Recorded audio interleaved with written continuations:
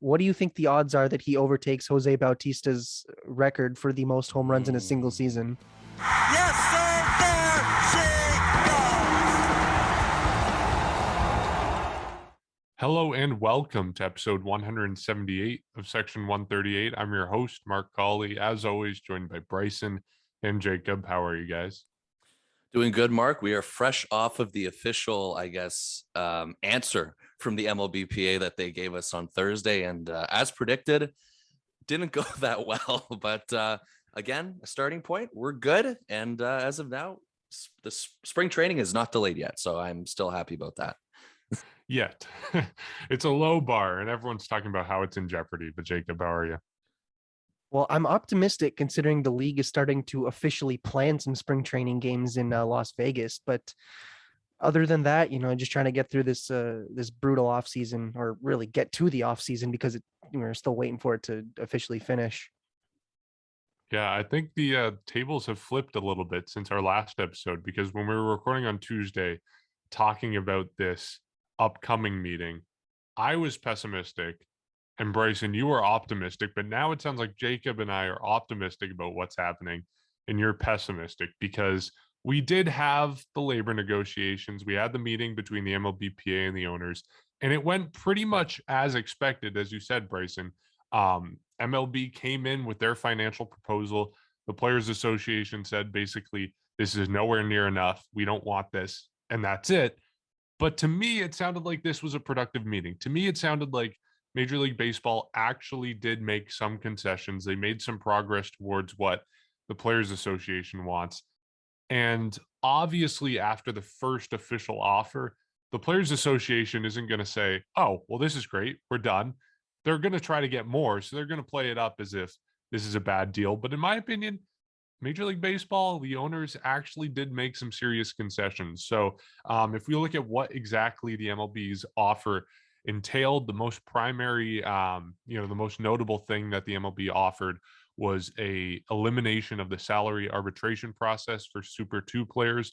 So that would just mean that those players are able to get paid more earlier based on a formula instead of the traditional arbitration process, which the Players Association doesn't want to get rid of the arbitration process. In fact, they just want players to hit the arbitration process earlier, but step in the right direction. Again, concession being made by the MLB owners. They also proposed a new draft formula, so they would have the first 3 picks go to a lottery to the teams with the 3 worst records. The union wants it to be more. The union wants it to be about 8 of the top picks go to the 8 worst teams.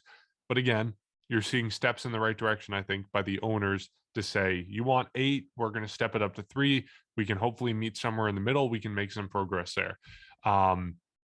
MLB also made a proposal on service time manipulations. So they decided that they would reward teams with an amateur or international draft pick if players were on their top 100 prospects list and they qualified for major league awards. So say, for instance, if you have a top prospect, you bring him up early enough in the season that he does qualify for an award like Rookie of the Year. He has the at-bats necessary to qualify for that award. You get rewarded with an additional draft pick. So MLB trying to incentivize bringing good players up earlier instead of keeping them in the minors and manipulating service time, which is obviously a concern of the Players Association because that means players get paid later if you manipulate service time. MLB also proposed 14-team expanded playoffs and the universal DH.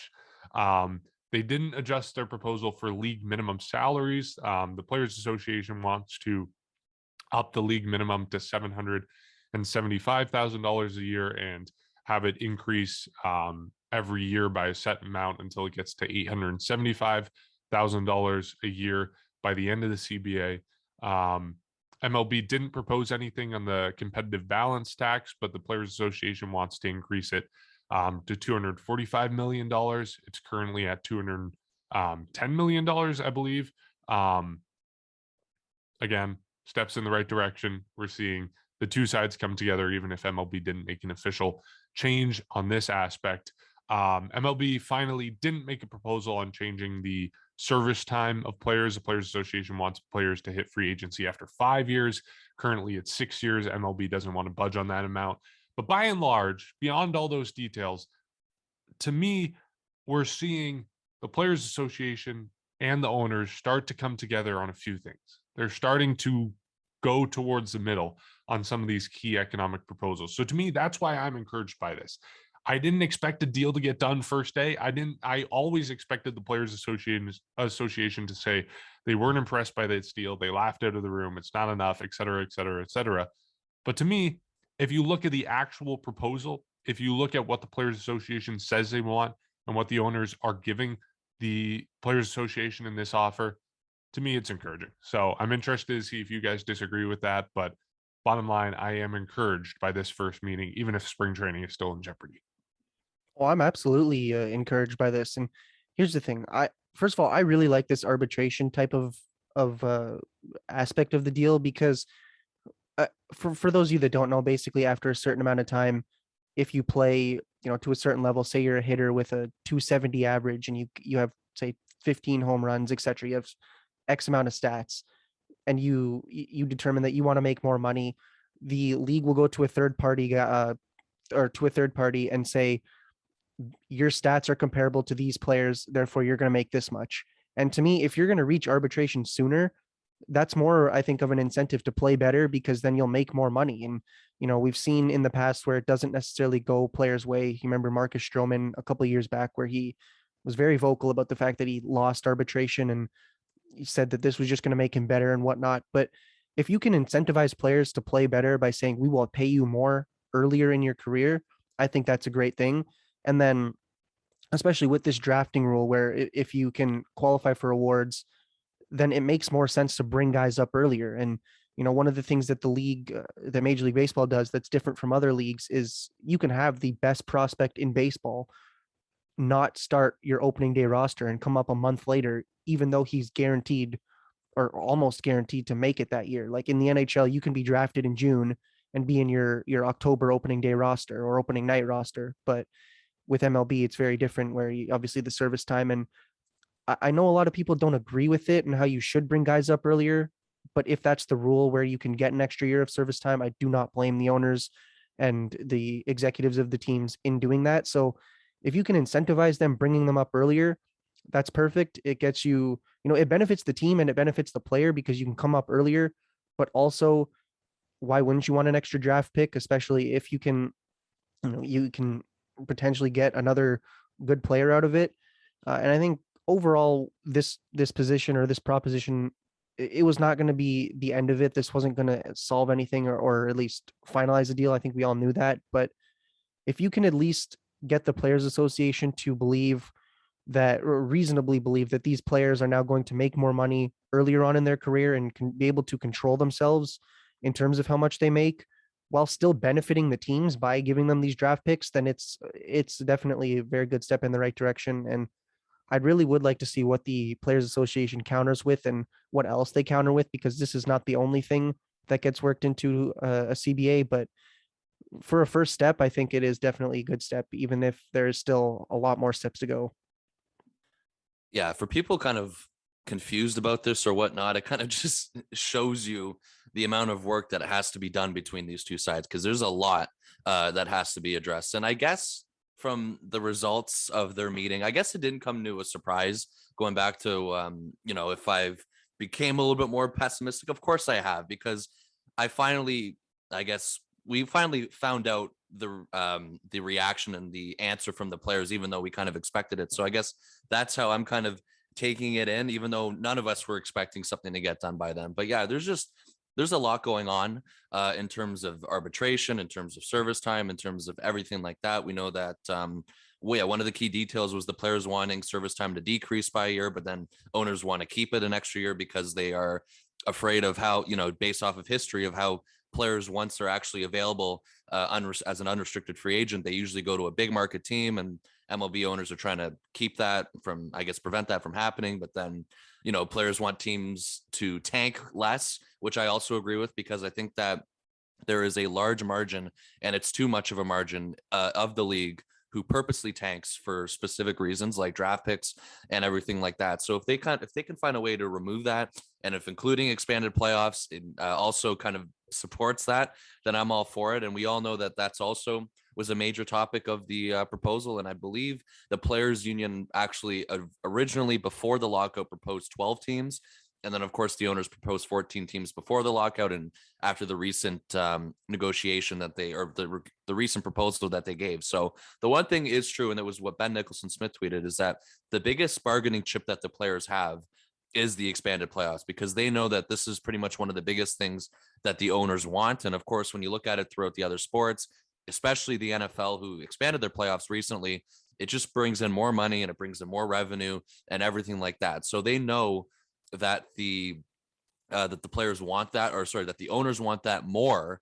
And of course, by that, it's going to be interesting to see how that plans out as well. We know that the universal DH, it feels like that's also going to be a lock. It's just something that they haven't really gotten to yet. And based off of everything that Mark and Jacob explained, pretty much the first things that they're addressing are everything that you guys mentioned in terms of arbitration, all of that, draft picks, draft lotteries. And I'm all for a draft lottery as well. I think that, you take away that certainty of locking up a potential top pick by tanking intentionally, because obviously now you pretty much rely on odds and rely on a kind of just, rely on different types of, it's not for sure to pretty much say that, at least, because it's not certain. And then of course everything's mixed up with odds and chances, and that's pretty much the word I've been trying to use. It's by chance, and you see that with hockey, you see that with basketball, and then of course baseball's never really had that. So if you put that in place, I think that also kind of takes away a team's willingness to, for sure blow things up. And that's pretty much what I want to see, regardless of who's right and who's wrong.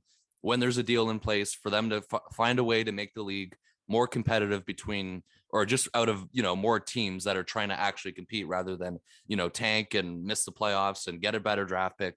I think it's better for the league if more teams are obviously competing like that. So there's a lot to be addressed here. There's a lot to be sorted out. We know it's January 15th. We are assuming at this point, just because, as much as we expected very lack of progress by this point, it appears that spring training starting on time is slowly becoming unrealistic. However, again, one of the main things that people have been pointing out is just because spring training's delayed by a little bit, it doesn't mean that the season can get started, or it doesn't mean that the season doesn't start on time. So that's obviously the major thing for us. And, pitchers and catchers report, we know, is now less than a month away. So if you have players kind of reporting right at the beginning of March, I believe that if you pretty much do the math on that, it's about a week or a 2-week delay, I guess, at most. And you feel like if they can start spring training around that time, if you feel like you can start the season on time as well. So that's pretty much what I'm hoping for. I don't think any baseball fan's going to argue against a shortened spring training, because everyone knows kind of how it works in terms of the first few days of excitement. And then after that, it feels like it's never going to end, and it just takes forever for you to get to April. So that's pretty much the mindset for me on that one.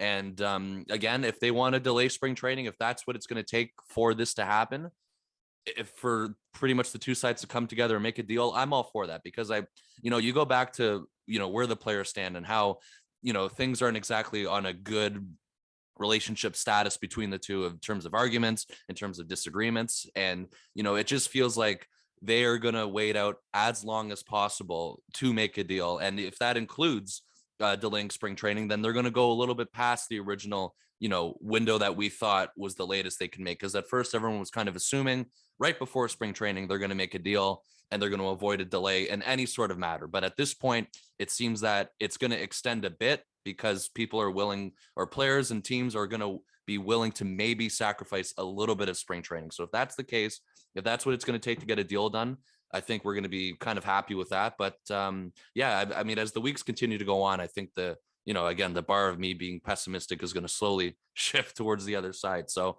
it hasn't moved a lot. It's moved a little bit for sure. You always wonder the worst case scenario in your head. And then you always obviously feel like that this is kind of stupid, and you want you want the players and the owners to figure this out, so we don't have to talk about this for a very long time. So we know that there's a lot to be addressed, and we can only hope that the players counter offer very soon. We know that they obviously will, but we don't know, I guess, how long it will be until then. But you can only assume it won't be that long until that happens. So I think what baseball fans need to look out for, and what they need to watch in terms of things to slowly move in the right direction, because things, I guess, are moving, and it is kind of in a good way. And I think Jeff Passan made a very good point on one of his tweets, is that they finally are talking, And this is also, as much as it's not the greatest news, it's somewhat also good news because they're talking. So you want to see more counter offers. You want to see more negotiations and them going at it a lot. And I think that's pretty much the only thing you can hope for at this point, because they need to talk and figure things out. And if they don't talk, then there's no progress. So that's why I think that as much as it sucks that there was obviously no deal or nothing close to a deal at this point on January 15th, they're slowly making that progress. And you feel like eventually they will get to that point, but there's a lot that has to be sorted out. And you guys pretty much nailed it on the head with all the exact details of what came from their Thursday proposal this past week. You bring up a good point in that spring training being shorter might not be the worst thing in the world. If we miss out on 2 or 3 weeks of spring training, I might honestly be thankful about that, because spring training is always a slog.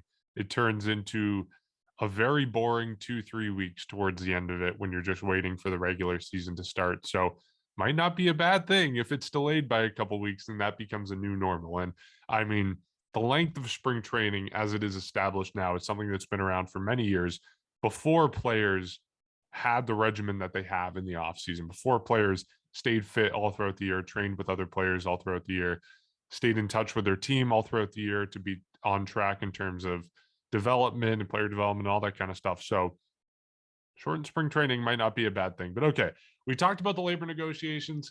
We're done with that. I am waiting for the day when we don't have to talk about labor negotiations for 5 years. But until that day comes, we'll still be doing check-ins every week. But moving on to the other Blue Jay news from this past week, and actually from today, it's the fact that the international signing period has opened up and the Blue Jays are active in that. They've signed, I don't know if it's official yet, but they're rumored to have signed international catching prospect Luis Meza to a $2.25 million deal. I don't know what there is to say on this. I don't have many thoughts. Apparently, he's one of the top catching prospects on the international market right now, which is obviously a good thing for the Blue Jays. There's lots of talent that they can get on the international market that they've gotten in the past. You know, you think of Vladimir Guerrero Jr. is one of those guys. Lourdes Gurriel Jr. is another one of those guys. I believe Lourdes Gurriel Jr., when they first signed him, it was like a 7-year, $21 million deal, and he's still on that deal right now. So obviously, this is a great signing for the Blue Jays. There is virtually no downside. The thing that I've seen a lot of people saying is, why do you need a catcher? Why sign a catcher when you have Danny Jansen, when you have Reese McGuire, when you have Alejandro Kirk, when you have Gabriel Moreno coming up through the system? In the best case scenario, Luis Meza is not going to make his major league debut for another 3 years. And a lot can change in 3 years. And if Meza turns out to be an incredible prospect, either you trade whoever you have at catching in the major leagues right now, or you trade Meza for someone else. So it's never a bad thing to get a good prospect, especially someone who's not going to be making his debut for 3, 4, 5 years, and have that guy in the system in the case that anything goes wrong. Now, he's not the only guy the Blue Jays signed. The Blue Jays are also expected to sign Dominicans Raylan Tejada and Giancarlo Joseph. That's supposed to happen on Monday, according to Shai Davidi. And all these international signings, like, the signings happen, but the teams are in negotiations and development and talks with these players for years before the signings actually happen. So none of this is a surprise for the Blue Jays. We're just learning about it for the first time. But yeah, anyone who's saying, why are you signing catcher? Things change. A lot can change in 3 years. So yeah, only upside for the Blue Jays here. And I'll tell you what, catching is not the position that you can complain about having an influx of talent there, because either you have it, you can use it, or you can trade it. And I mean, look at, this is not a catcher, but look at Austin Martin last year, was turned into 8 years of, or 9 years of Jose Barrios. And you can do something like that. And I've seen with Meza specifically, I was just looking through Twitter, and a lot of people are saying this is a very good signing. And obviously, yes, it's not new to the Blue Jays. It's just new to us. But as people are hearing it, they're saying, yeah, it's not a bad option. And who knows, maybe he can turn out to be quite good. And I think catching, it's a weird position for the Blue Jays right now because Danny Jansen has shown signs of being a good offensive catcher. He's definitely a good defensive catcher, but the offense is very spotty. Alejandro Kirk, I don't think we've really seen enough to fully grasp what he's capable of. And then Reese McGuire, same thing, just kind of up and down. So if you can have as many catchers as you potentially could have, or and you can, or especially with Gabriel Moreno in the system, like if you can have these many guys capable and ready to catch at one point, then it's just there's absolutely no downside to that. And at the end of the day, it's not like the team went out and spent $35 million on a couple seasons of him. It's not like they broke the bank. They're giving him an option or giving him a chance, giving themselves an option. And it's definitely, it's not a bad idea. And I like how you did mention Guerrero because I was looking back. I don't remember when I saw this, but I saw this many months ago. And it was just a random tweet by the Blue Jays Twitter account back in 2015. And it was something like Blue Jays signed international free agent Vladimir Guerrero Jr., son of Hall of Famer Vladimir Guerrero Sr. or whatever.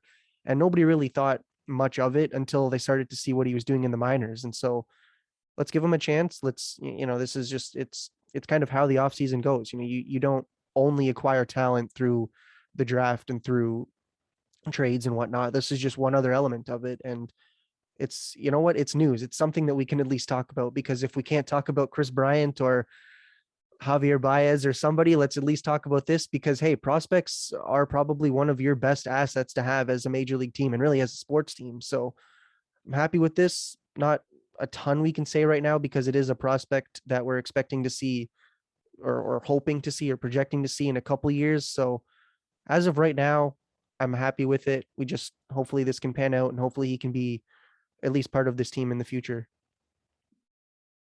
Yeah, like there's only so much you can say. Like the guy's 17 years old. So, I mean, obviously too on the rankings, we know that he's 33rd out of MLB's top 50 international pretty much prospects. And I think the only takeaway that you can say is that the Jays are one step closer from kind of fielding an all catchers lineup with consisting of 9 people. So I saw that tweet somewhere. I don't know who it was, but that's where I got it from. I don't want to take credit for it, but yeah, that was a funny joke for sure. But there's only so much. Again, like he's 17 years old, and yes, who knows? Like nobody really has anything on him in terms of numbers. The only thing that's kind of been described was an article from Sports Illustrated, and it was pretty much saying with the loose, easy swing, Meza is one of the best young hitters in Venezuela with solid whole field contact skills and room in his frame to develop more power. He owns a compact swing with a leg kick, and much of Maze's value comes from his projectability behind the plate. He's an advanced pop time and a strong arm for a catcher, and joins a long list of recent Venezuelan catching prospects who have been broken into professional baseball. So again, there's not too much on him, but good for him. I mean, the deal was pretty it was reported this morning, like you mentioned, Mark, it was worth $2.25 million, and he's going to join the Blue Jays farm system. So I guess definitely a name to keep track of. I mean, kind of, I guess around this time of the year too, around spring training, you always hear of prospects, even if they're not even in major league camp, they could be a minor league camp. And I guess you can just add them to the long list of people to keep track of. We know there's lots of prospects that remain in the Blue Jays farm system that we will be keeping an eye on. Someone like Gabriel Moreno to start the year, and of course Jordan Groshans, people who are very close to the MLB level. So you can add Luis Meza in there pretty much to start off, I guess, in low A ball, if anything, if he even plays for the Jays minor league system this year, who knows? But yeah, he's just a name to add to it. And he's not the only one. Like you said, there's a couple more people that are on the way, as reported right now, not official, but it's always good that you see the Jays and pretty much other teams sign international free agents. I'm always kind of interested in learning about a few other baseball players rather than the draft and pretty much other prospects. So it's good that this is always included, and I've always had an enjoyment of tracking who the Jays signed. So for Luis Meza, 17 years old, best of luck. And you hope that one day maybe he's starting in the Blue Jays lineup. You never know. It's just there's too much on him, and it's hard, or not enough on him, I should say. And it's pretty much hard to say how his career is going to pan out at all when you're 17 years old. So good on him for that. And again, it's something. It's better than, like you were mentioning, Jacob, instead of talking like about Chris Bryant or Javier Baez or Jose Ramirez, because we can't. You get something other than labor talk, and you get the international prospects list. So there's something from that. And, it's okay. I mean, I one of the first things I saw today was the signing or the reported signing, and you wish him the best of luck. He's, the picture of him signing the contract was posted on Twitter as well. So, you're definitely happy for the guy, and you can only imagine how cool it is signing the professional contract with the baseball team at 17 years old. Yeah. I mean, congratulations to him. From our perspective, it's all speculation. I like to think that sometimes when we're talking about baseball, we know what we're talking about. This is something we know nothing about. Like, we literally just heard his name this morning when it said the Blue Jays were signing him. So we're at the liberty of whatever we're hearing from Shai Davidi saying his scouting report. And, you mentioned Mitch Bannon from Sports Illustrated reporting on his frame and what type of catcher he can develop into. It's all speculation from us. That's what we're relying on. We know nothing. And I think it was Josh Goldberg, formerly of Sportsnet, now of, I think he's writing for Jays Journal now. He was the one who tweeted that Blue Jays are one step closer to fielding a team of 9 catchers. So, yeah, good news there for the Blue Jays. At least we think. We're, again, at the mercy of other people. Now, Bryson, we mentioned last week that the Zips projections for the Blue Jays are out. You have a little bit of a game for us, I guess. It is. It's the common game that you mentioned at the end of last week. So it's the game where I give you scenarios, and at the end of it, you tell me if it's unlikely, if it's possible, if it's likely or certain. Now, these are based off of the 2022 Zips projections, like you mentioned, from Fangraphs. And of course, it was released about a couple weeks ago. And I think for most of it, I think we kind of, everything kind of seemed self-explanatory. So I tried to make it a little bit, less simple, but unfortunately there's so much you can do when you just get numbers like this. So bear with me on that. And of course, there's a few surprises, I think, or at least one that stood out for me that I guess we will eventually get to. I don't want to spoil it because it was kind of something that was pretty much a lot of people were actually talking about it. I'm sure you know what I'm talking about in terms of one in particular player with projected numbers that aren't supposed to be as good as last year. So don't want to spoil it too much. So we will eventually get to that, but I will give you the first one. And I guess we'll start off with Vladimir Guerrero Jr. So we know how he went last year. We know the expectation level that he had. We know that he pretty much proved the baseball world wrong. He's starting to have fun with it now, saying people were calling him a bust. And he exploded for 48 home runs. And that's going to be the first question I ask, because this was also something that I'm going to build off of something that Mark actually created last year, because we had a segment sometime in the summer and you asked both of us, including yourself, we all gave predictions if Vladimir Guerrero Jr. would hit 50 home runs this year. And I think most of us were very optimistic about it, Mark. I think you're actually the only one who said he wasn't. So I'll ask you again, in a full 2022 season after what we saw last year, what are the chances that Vladimir Guerrero Jr. hits 50 home runs? I'm going to put it at possible. So in my mind, if we're like you said the options we have are certain, likely, possible, or unlikely. Yeah. If I was putting like a percentage correct on all these, I would say unlikely is like 10%, possible is like 25%, likely is maybe like 60%, and certain's maybe 80%. So I put it at possible, like 20-25%, because honestly, I think, don't kill me for saying this, but I think Vladdy's going to be a little bit of a letdown next year. Not in that he's going to disappoint people, but in the fact that his stats are just going to be slightly worse. And I know he's like 22, like he has the whole world ahead of him, but I just think, sophomore slump, even though it's not a sophomore season, after such an amazing season, I don't know where he goes from there. And in terms of home runs, at least, I'm pretty certain he's not going to hit 50. I'm pretty certain he's going to be below the 48 he just hit. And I say that for two reasons. First off, I'm looking at the historical pattern, namely Jose Bautista from 2010 to 2011. When Jose Bautista had his 54 home run season in 2010, jumping to 2011, he bumped down to, I think, 47 or 48 home runs. He didn't have as much power numbers, but his overall offensive numbers were a lot better. His OPS plus was significantly higher. His WAR and offensive WAR jumped significantly. So I think after an insane power season that we just saw from Vladimir Guerrero Jr., we might see the power take a little bit of a step back, especially now that he's working out this offseason. He's trying to lose more weight. But I think we might see the other skills jump up a little bit. The on-base percentage might increase. The other numbers might increase. So that's what I'll have my eye on. I don't think he's going to hit 48 home runs again. So I'm going to put it at possible. But again, that's like 20-25% for me. But I don't think his overall offensive numbers are going to be horrible. But I think it might be a letdown for some people, the fact that he's not hitting the same amount of home runs that he did last year. Yeah, I think it'll be a bit of a letdown that he hits 45 home runs to some people, which like I think it's interesting to see because I'm in the same boat as you. I think it's possible. I'm gonna put it at 33 and a third percent, so like one third.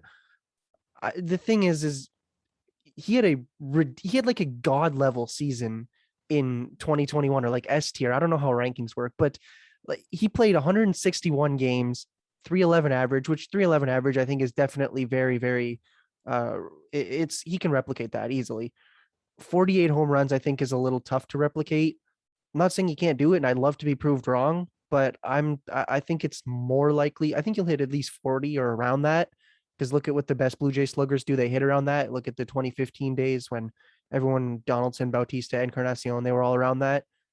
That's probably likely where he's going to hit. And a bit of a regression, but still among like the league leaders in these offensive categories. So it's not really a bad thing. It's just if you were like one of the best players in the league, it's very hard to still be that and still have those numbers that are as good. But I still think it's possible. Like I'm not saying it's unlikely.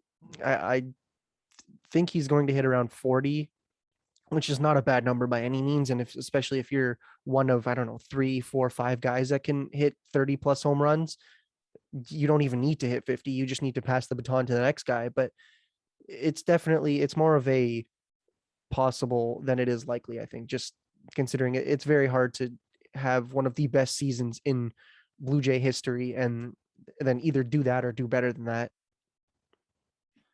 As I look at his MLB page with no picture and stadium lights in the background, a little bit surprised that you guys are a little bit more pessimistic, but of course you both make very good points. So this one's going to be a little bit I guess this might throw you guys off. I'm going to say certain. I think Vladimir Guerrero Jr. hits 50 home runs in 2022. What? Yeah, I say certain. And here's a couple of reasons why. So last year, we know how close he was to it. The only reason that he didn't get to that point was because of the August that he had. So his numbers dropped in August, and they weren't horrible, but they weren't what Vladimir Guerrero Jr. was doing. 267 average. His power was at 440 for slugging. His OPS was 786. And I think he only hit 6 home runs that month. But, everything about his numbers were down. I don't think he's going to be regress to the point that you guys are talking about. I think he's going to be just as good next year, maybe if not better. I just think that building off of a season that he had, proving everybody wrong, I think he's going to pick up right where he left off. I don't expect any sort of significant drop off, and if it is, it's a little bit. But I do think if it's a little bit, there's still a very good chance that he can get to that mark, and that's why seeing the August that he had where he slowed down a bit.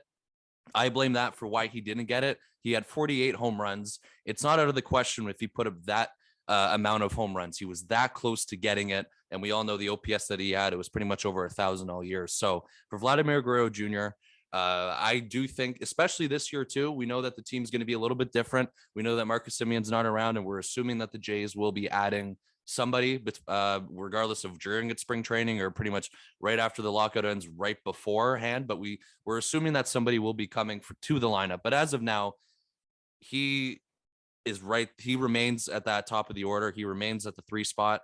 And I think that he needs obviously to produce as well as he did last year too. And it's not the question for me to assume that he's going to put up these numbers or these type of numbers every single year. I'm not going to say every single year is going to be just as good, because I do think there's going to be years of his career where he pretty much posts the numbers that you guys were talking about in terms of a slight drop off, but not like, it's still elite numbers for Vladimir Guerrero Jr. And he was this close to the MVP. I still think he has an AL MVP award to win. I think he might be a little bit motivated too, that he missed out a little on Shohei Ohtani. There was a huge, we all know the split and the divide throughout the baseball fans of, that people thought Vladimir Guerrero Jr. should have had more recognition. And I guess he did in a way, but he still came up short. And it wasn't as exactly even as people thought. It was basically one-sided. So he has an MVP award to win that was stolen from him. And I think that he deserves recognition that he can easily put up 50 home runs. I mean, there's no question for me to doubt him on that. We see the power. And at this point, I still think that he's going to be just as good as what we saw last year. And that's crazy for me to say because the numbers that he put up are video game numbers, but everything that we heard about him coming up through the minor leagues and basically everything that was hyped up around him when he first came in the league, we never saw that. We finally saw it last year. He has it under his belt, so he can say that he finally put up the numbers that people are expecting him to put up, but he wants more. He definitely wants more. You see the videos, the workout videos on Twitter. I think it's Jesse Rogers. I think he posts it, but if it's not him, somebody's posting videos of him. It seems like he's going to be in even better shape in 2022. All signs point for me for him to be just as good. And if it's not just as good, maybe it's a little bit worse. However, the power is still there. The power is not even close to running out. It's only going to get pretty much stronger. And he's still got lots of things to learn. He learned a lot last season, obviously, for sure. There's a lot that he's going to take over from what he learned. And I think that he has some stuff to, he has unfinished business in terms of that MVP award. Do you think Before we go ahead. I was just gonna say, what do you think it's certain he hits 50? What do you Certain. think? What do you think the odds are that he overtakes Jose Bautista's record for the most home runs in a single season, which is Well, 54? If I'm not mistaken, I said Yeah. 52 before, but is it's it 54. 54? It's 54. I got it wrong a few weeks ago. But so what do you think Okay. the chance there he gets 55? 50. Okay, so 55. So I guess we'll do this. I say you guys said possible for 50. I'll say it's likely. I'm expecting Wow. Vladimir Guerrero Jr. to take off and right from where he left off. Obviously that's not certain likely, but I think I have high expectations in case you did not know for Vladimir Guerrero Jr. in 2022. Well, here's my question for you guys. Without looking it up, I want you guys to guess what Baseball Reference is projecting Vladimir Guerrero Jr.'s home run total at. Baseball Reference? Baseball Reference, just a quick number. 44. 45 maybe? It's 31. I could hit that. Like, it was Baseball Reference. That's disrespectful. What? Just That's if you needed a disrespectful. reason to distrust Baseball Oh, Reference man. projection system, there it is. 31 Yeah. home runs for Vladimir Guerrero Jr. Oh my lord. Yeah, that's. I would put that under his chances to pass that are certain. He's getting 100%. certainly 40, Yeah. regardless of what everyone thinks. 100%. But yeah, Yeah. I think Fangraphs, had him at 43. So pretty much closer actually to what Jacob projected. So I don't know. I thought that was a pretty interesting first one. And I think that's what we're obviously gonna see. So the next one I have for you. So this one's not a home run question. So this one's for Bo Bichette. So we know the struggles that he had on the field, especially to start off 2021. It didn't look good. We had a pretty much conversation if they should move him to second base, swap him with Marcus Semien. So the next one is Bo Bichette finishes with under 20 errors. And to give you guys a number, in 2021, he had 24 errors. So do you guys expect Bo Bichette to be significantly better at shortstop next year? I think it's certain he's a lot better because he got better as the season goes on or went on, and there were growing pains, some that maybe shouldn't have occurred in your third year in the majors, but I think he's definitely going to get a lot better. And like, I think the defense in general got better as the season went on. So I think it's definitely certain he gets a lot better. And hopefully, like, obviously he's on the team, he's guaranteed to be here. It's not like he needs to go sign a deal. So once spring training starts, he can be on the next plane to Dunedin and he can work out any kinks that he needs to. So I think it's certain that he gets better. The only thing that I would caution people to look at and when they're watching the games is pay attention to how many throws he makes that a first baseman, whoever it is, has to dig it out of the dirt and kind of save an error, because those are not errors, obviously, because the first baseman made the out. But in terms of actual errors, that's definitely going to go down. He made, I think, the majority of them in the first half of the season, but also pay attention, I think, to those types of situations, but which I do think will go down. Like, as the season goes on, he knows he's the shortstop. He knows he's the shortstop of the future. So just ease into it. And I think the errors will definitely calm down because he's an athletic guy. Like, I think that it's fair to say that he has the capabilities to be a good shortstop. So all he's got to do is work on those errors, which I do predict will happen. Yeah, I think it's pretty certain. I would actually say, like, if you put the number at 15 errors, I would also say it's certain that he hits that or below, because he improved so much defensively over the course of the season. I'm trying desperately to find his defensive splits on Baseball Reference right now, but I'm struggling. I'll keep you guys posted if I ever find it. But I know just by the eye test and what we saw and what we watched, he was a lot better defensively towards the end of the season. And looks like he only had one error in the month of September after a whole bunch earlier in the season, and only one in the month of August as well. So only 2 errors the last 2 months of the season compared to the high volume of errors he had throughout the rest of the season. Yeah, just in the course of 1 week at the end of July, he had 1, 2, 3, 4, 5 errors over 1, 2, 3, 4, 5 games. So you had 1 error per game over a stretch of 5 games at the end of July, compared to 2 errors in the entire month of August and the entire month of September. So just based on those numbers, yeah, I think it's certain that he is below 20 errors. I think it's certain that he's below 15 errors. I think we're going to see a big improvement from him defensively in the 2022 season. Yeah, I forgot to put a number, but I'll put it at 10, I think, just to be a little bit more more optimistic. But I think there's going to be a massive improvement in Bo Bichette's defense. I agree with that. And just to quickly correct myself, it was Hector Gomez who has been posting the Vladimir Guerrero Jr. workout video. So I just wanted to clarify that quickly. But yeah, I'm likely on it. I'm not going to pretty much say it's certain, but I think it's pretty much close to it. So I'll say, just for the sake of it, that it's likely that he does. And yeah, I mean, it just started off really poorly for him, and we had multiple conversations.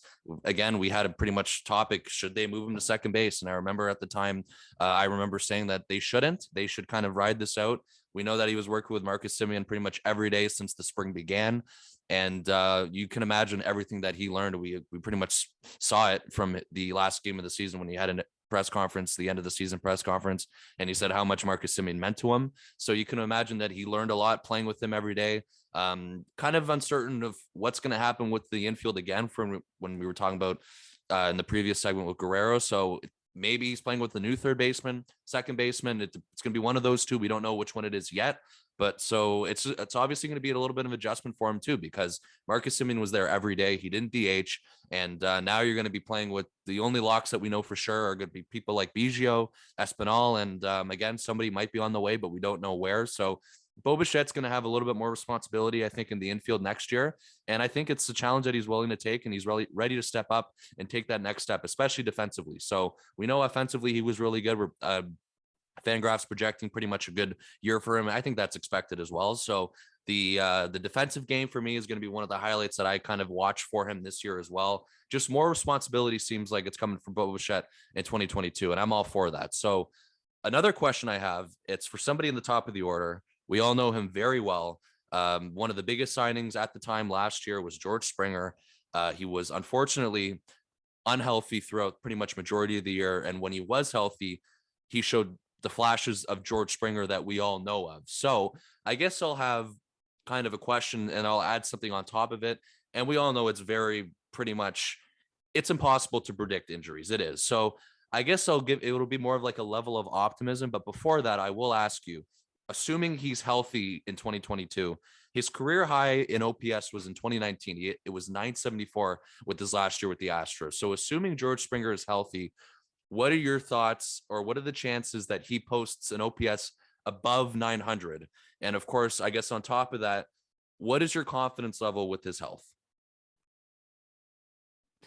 The health question, sure. confidence level. Yeah, that's tough. I think I'm pretty confident. I think I know we're not talking about the amount of games he'll play, but I think if I was trying to set the over under for his games played this season or this upcoming season, I would probably go like 130, 135 ish. I think that's a reasonable number to expect from him, because you look at his previous numbers, he's never missed as much time from injury as he did in 2021. 2020 shortened season again, 51 games. And then I guess 2019 was the most injury shortened season that he had. I believe he had 122 games compared to 140 in 2018, 140 2017, full 162 in 2016.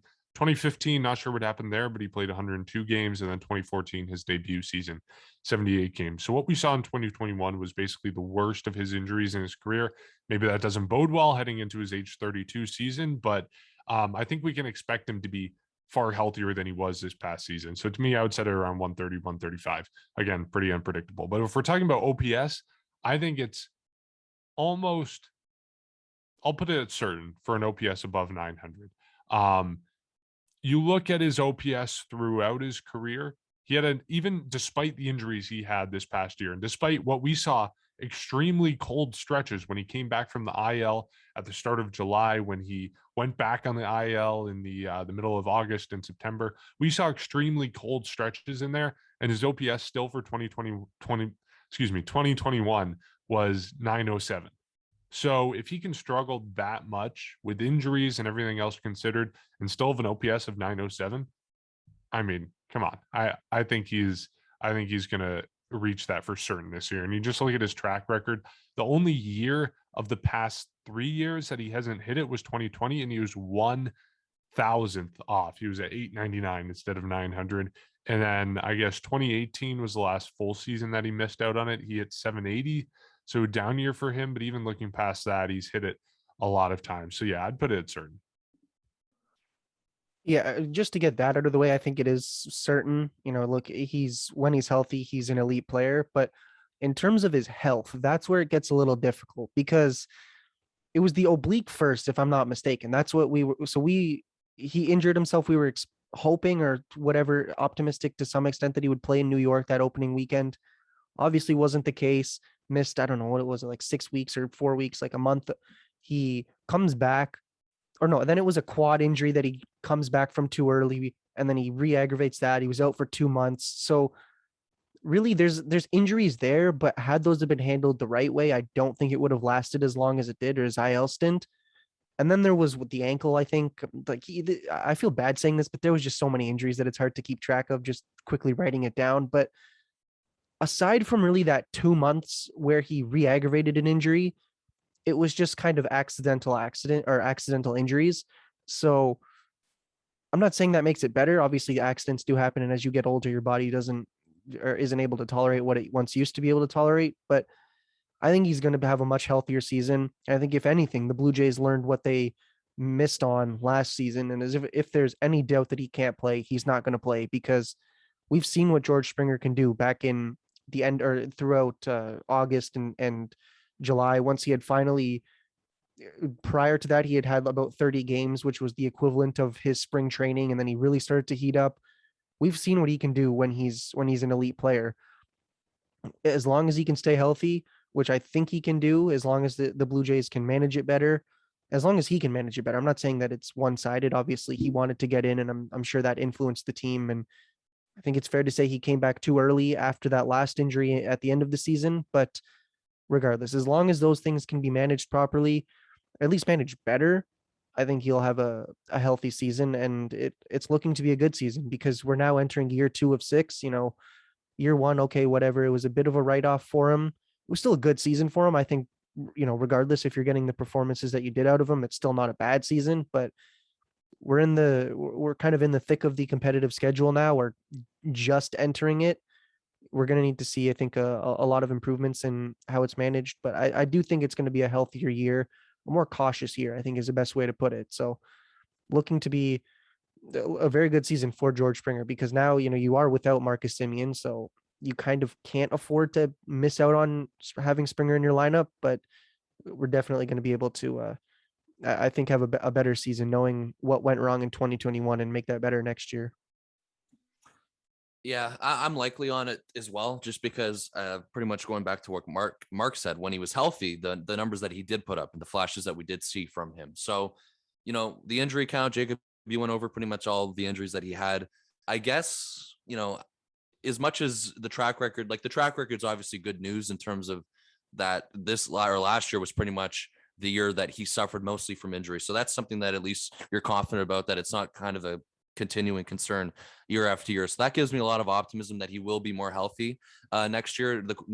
I wonder if the Jays maybe give him a few more days off for a few more DH appearances just to be safe still, maybe kind of continue that over, even if he's pretty much healthy as can be. I do wonder about that one. And of course, he's going to be another one who's pretty much a main name in this lineup. He's going to be leading off most likely, unless anything changes, but most likely he will be that leadoff guy. And, for that one, that's why I'm expecting a lot from him next year as well, especially because we just didn't see that from him last year. So that's pretty much okay. And we'll do one more. So we'll do one more. I guess we'll do a pitcher's one just because it's the last one. So this one, it's a little bit, this one's also kind of difficult because we saw, I guess we'll do Hyunjin Ryu because I have a lot. So we'll do the Hyunjin Ryu one. I think that one's going to be a little bit more tricky. So we know what happened last year, pretty much a good start in April. And then ever since the calendar of May flipped, it was just a sharp regression from there on out. We know that Hyunjin Ryu is most likely putting in the work this offseason to figure things out and fix things for next year. We know that his responsibility in 2022 will be kind of, it won't be as high as it was in 2020 and 2021. He's likely going to be the 3 or 4 starter. We have Kevin Gausman, Jose Barrios are going to be those 1, 2. And of course, it's going to be either or between Alek Manoah or him for the 3 spot. And the other guy will be the 4th spot. So my question for you, and I guess I'll throw a number in there, but overall too, just kind of your thoughts on this, just overall, is that he, for Hyunjin Ryu, we're not expecting him to be, lights out on what we kind of saw maybe in 2020. Maybe we are a little bit, but we're just expecting him to be a lot more like a solid 3rd starter and a lot better than what we saw last year. So my question is, Hyunjin Ryu bounces back and posts an ERA of 3.50 at worst, projected for 3.69 from the Zips projections. And last year it was 4.37 to give you a number. So, and I guess even on top of that, just in general, he bounces back and he's solid, especially for a 3 or 4 starter next year. Or, if you are on the other side of it, you're expecting him to be maybe just as bad as he was in 2021, or maybe he's a little bit short of that, but he doesn't fully, bounce back to what we're expecting to see from Hyunjin Ryu. So I guess I'll leave it for you guys on that one. So I'm just looking at his career stats on Baseball Reference. And so he came into the league in 2013, he made 30 starts that season, an ERA of 3 like on the dot. 26 starts the year after, 3.38. So still very, very good numbers overall. 2016, we're not going to count that. He made 1 start, had an ERA over 11. But 2017, his ERA was 3.77 in 25 starts. And then after that, that's when he really started to get good, like a 197, 232, 269, those 3 years of just dominance with the Dodgers and then that one with the Blue Jays. Part of me wants to think that that's what's going to happen, but considering most of 2021 was not great for him, he had a 4.37 ERA overall, despite the ridiculous start to the season. I'm thinking his numbers are probably going to lean more in the middle of his early Dodger days and what we saw last season. So if you look at 4.30 or 4.37 to around 3.38, I'm thinking we'll probably see the 2017 Ryu. And I know I'm just picking random seasons here, but his ERA that season was 3.77 in 25 starts. He threw 126 innings and overall was not a terrible season for him. Like if you can get a 3.77 ERA out of your 3 or of your really even your 3 starter, but your 4 or 5 starter, I would say that that's an absolute win. But in terms of Ryu bouncing back, he's definitely going to bounce back. He's not going to have an ERA close to 5, but I'm going to take the over and say it's going to be around 360, just a little bit over. I think that we are going to see a bounce back, but we're not going to see what we thought we were getting in 2019 or I guess it was 2019 when he signed the deal where his ERA was just among the league leaders. Like I don't think he's at that point anymore. And at least the good thing is we don't need him to be that. Like if you can be a solid 3rd starter, solid 4th or 5th starter, when you have a 1-2 punch like Barrios and Gausman, you have Alek Manoah, who could be one of the dark horses for one of the best seasons or one of the top seasons in terms of pitching in the American League. You do not need 4 or 5 aces. And I'm not obviously you want 4 or 5 aces, but in terms of Ryu, I think there's going to be a bounce back. But knowing that he doesn't have to be the guy in the rotation, I don't think that he's going to be top of the rotation type stuff, which is unfortunate. You want him to do well, but I do think his ERA is going to be around 360-ish, uh, not necessarily what we saw in peak Ryu back in 2018, 2019, and 20.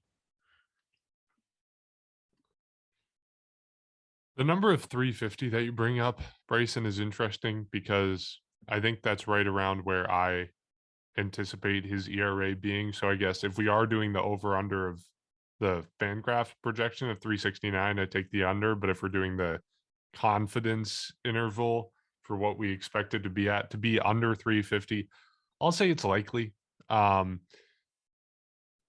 of me thinks that Ryu's struggles in 2021 were just because of mechanics. And that's because you look at, I know it's tempting with a pitcher of his age and, his history of a guy who doesn't rely on velocity and stuff. It's tempting to look at that and say, it's because he's aging. Like, he is getting older. He's going to be entering his age 35 season for the Blue Jays in 2022. I think it's tempting to look at that and say he's just past his prime. But you look at the numbers on StatCast, on Baseball Savant, and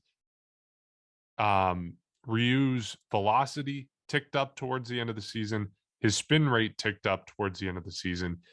And to me, those two things indicate that it's not because he's getting older.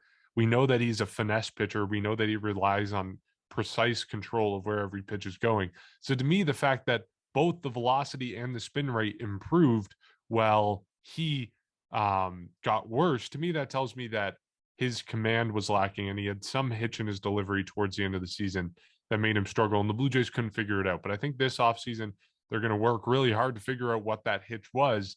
And he's going to bounce back a little bit in 2022. Now, he's not going to be the guy he was in 2019 when he led the league in ERA at 2.32, and he was second in Cy Young voting and an All-Star, and he got a few MVP votes. He's not going to be that guy. But I think he is going to bounce back to the point where his velocity is going to maintain the same that it was in 2021. His spin rate's going to be the same, and he's going to figure out whatever the hitch in his delivery, whatever the mechanical issue was, to improve back to, like I said, 3.5 is probably about where I would project it for him. So I think even at that number, he's going to be the number 4 starter in the rotation. I think even with a 3.5 ERA, it's going to go Kevin Gausman, Jose Barrios, Alek Manoah, then Hyun-Jin Ryu. But that is a amazing problem for the Blue Jays to have when you have a guy with a 3.5 ERA being the 4th starter in the rotation. So that's what I would put it at. Yeah, I'm going to say I'll say it's possible. I mean, I do think that it'll be around that mark too. But of course, there's obviously the chance that it's a little bit higher than that. I do think it won't be above 4. I think the worst we might see is maybe the high 3s. And yeah, I mean, pretty much the points that you guys were saying, it just mechanics, everything was pretty much off with him ever since of May. And you figure that, he's getting an off season to work on things and figure things out of when it exactly went wrong. That's something that he's addressing, and I'm sure he's going to be a little bit more motivated for next year as well. And I thought Jacob brought up a good point, is that they don't necessarily need him to be that 2019 Hyun-Jin Ryu. They have the help. They signed Kevin Gausman. They have Jose Barrios, who they committed to long term. You have Alek Manoah, who's up and coming, and that's why I think that the responsibility for him, as much as we hope he's a lot better, we don't necessarily need him to be spectacular. We just, in a way, he needs to be a lot better than he was in 2021, because there was a lot of winnable games that they had. And unfortunately that he just he didn't have a good performance against. And one team that pretty much sticks in my head for performances where he just let down was against Baltimore. For some reason, against the Baltimore Orioles, Hyun-Jin Ryu struggled. And, things like that got to be cleaned up for next year. Of course, we're expecting it to not be that bad or pretty much to that level, but we don't know entirely. So 4.37 was the ERA in 2021. The FIP was 4.02. So that gives me a little bit of optimism too, to show that he was a bit unlucky. And if we're assuming that he's going to fix the mechanics and get better, you can assume that number is going to try and could easily be below 4. And that's what I'm hoping to see from Hyun-Jin Ryu this year. So at 350, I'll say it's possible, but I'm more kind of just for my expectation level for him to be anywhere close to, or anywhere under the 4 margin. So that's why that's my reasoning for being possible. But yeah, I'm a little bit more optimistic for him next year. I think we're going to see a better version of what we saw in 2021. But again, I don't think it's going to be from 2019 or 2020 or even the year prior in 2018. But I think we should be, we should be a little bit optimistic for him to bounce back a bit in 2022. So that's why I'm pretty set on that. And I think if all goes well too, he could be one of the people. If he's pitching well in 2022, and we're assuming that Alek Manoah is going to continue where he left off, we're assuming that Barrios and Gosman will be the 1-2. That's a solid rotation right then and there. And that kind of backs the case even more that this team could easily be favorites to win this division, even though we know that they are at the moment, but that could even further support that point. And of course, we don't know what the fifth starter spot's going to be. So the rotation itself is set. The lineup is almost set, barring any last minute additions. So this team overall with Hyunjin Ryu contributing, I think it's going to help a lot in 2022. There's going to be a lot of good, especially if he decides to pitch well, he could be one of the best 3-4 starters in the league in terms of starting rotation. So that's definitely an asset that you have. You have 2 more years of Hyunjin Ryu. So we hope that he can figure things out, because we just didn't see that in 2021. Now, there was a couple starts where you thought there was flashes of it, but then after that, it just went right back to what we saw from May, June, and it kind of just downward spiraled from there. So that's why he's somebody that I'm definitely going to keep an eye on this year. And you have to assume that he knows pretty much of what happened last year, and he's going to make sure it doesn't happen again. Exactly. We'll be looking forward to see how many home runs Vladdy hits, what Ryu's ERA is, how many errors Bichette has, how many games George Springer plays. We're going to be looking forward to all that. Until then, we're still stuck in the lockout, still stuck in labor negotiations, but we'll be back next week with an update on that. Until then, you can always find us on social media at Section 138 Pod. You can support our podcast by going to patreon.com/Section 138 Pod. You can also, if you haven't done so already, give us a rating and review on Spotify and Apple Podcasts. So we'll catch you next week.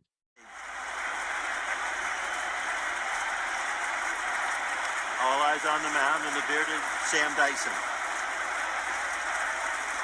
Now he comes set. Kicks the 1-1 pitch. Fly ball deep left field. Yes, sir. There she goes.